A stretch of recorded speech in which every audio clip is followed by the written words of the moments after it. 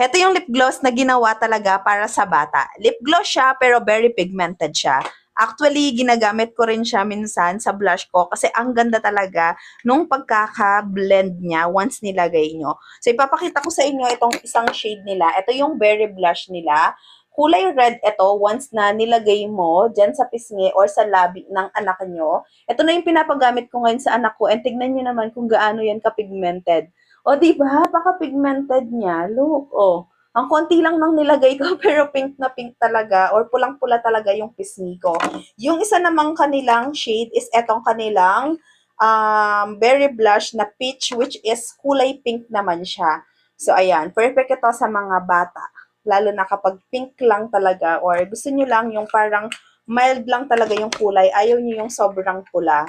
So, kung kayo hanggang ngayon pinapagamit nyo pa rin yung mga lipstick sa mga anak nyo na kumitigil-tigilan nyo na yan kasi meron ng mga ganito na ginawa talaga for kids. This is from Higger Baby. Ilalagay ko yung link sa ating yellow basket.